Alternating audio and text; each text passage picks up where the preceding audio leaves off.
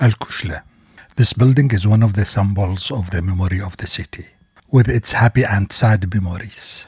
It rests quietly in front of the Tigris River. It went through the Abbasid, Ottoman, and then royal eras. During the Ottoman period, Al-Kushla was the center of the state and the barracks of the army. Then here, the victory of the British over the Ottoman was declared. And here, the state was declared the Iraqi kingdom.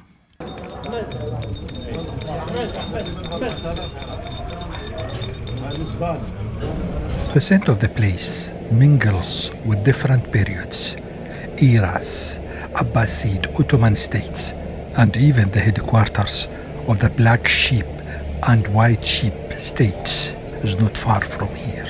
And of all these pages of history, I stop on one of them, at this place, in front of the walls of Al-Kushla.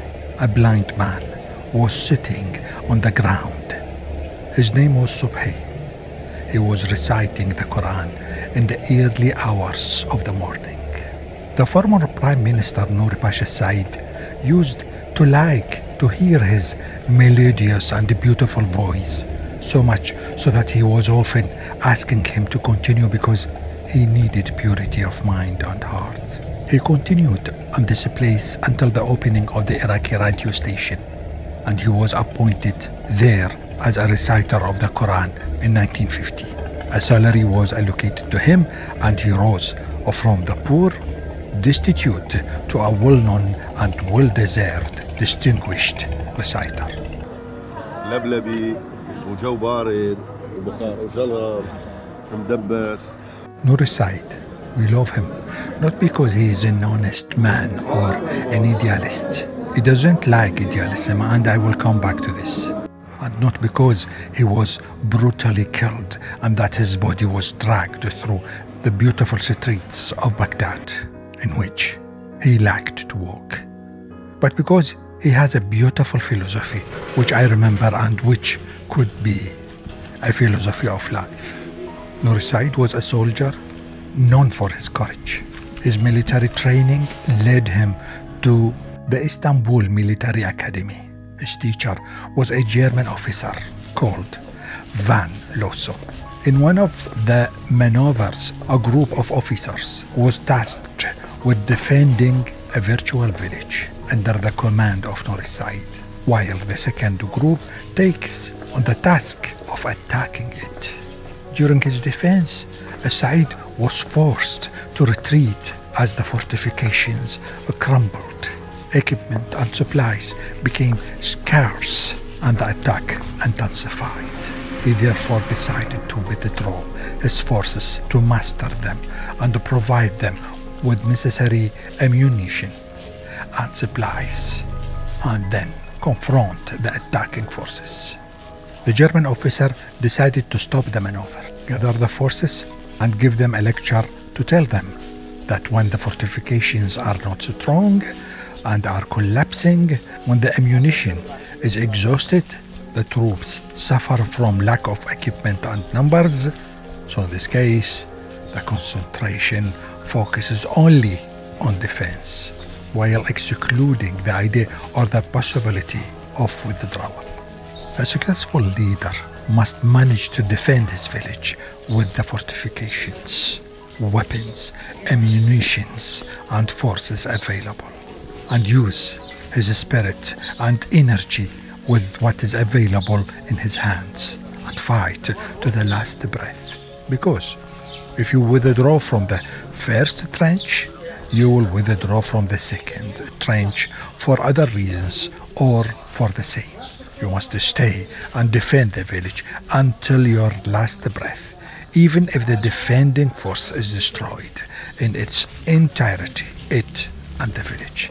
You must stay and defend with what is available and not seek the ideal conditions. The situation should be handled realistically, pragmatically, and professionally.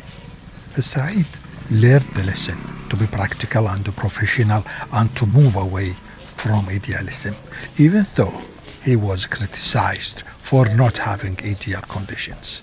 capacity and professionalism are the basis. Do not be perfect.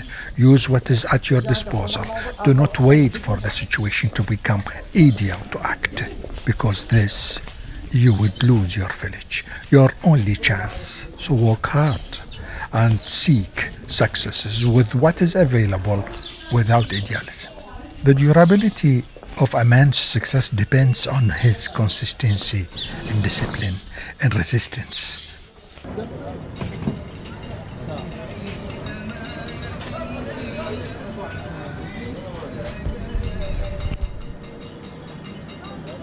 How many villages have we lost under the pretext of not having the ideal conditions?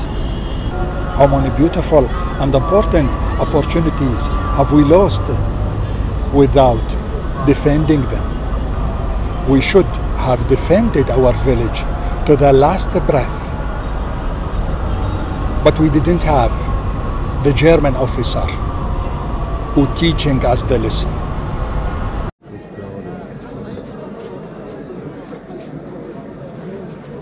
Success knows no perfect circumstances.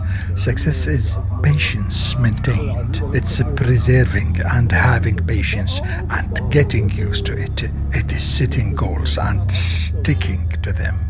It is not backing down. So make your efforts to succeed and face the situation with courage and patience, and do not look for ideal conditions. A philosophy that I find applicable in our daily lives when we complain about the lack of ideal conditions and abandon our goals. The lesson can be civilian as well as military, and the philosophy of Nouri Al-Saeed could be the philosophy of today.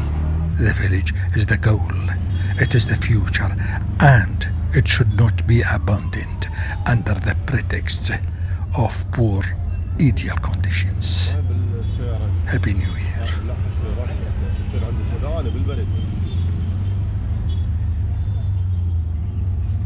يطلع قبل ولا ما يطلع؟ يطلع. هاي الصبح جت كلها مسدودة.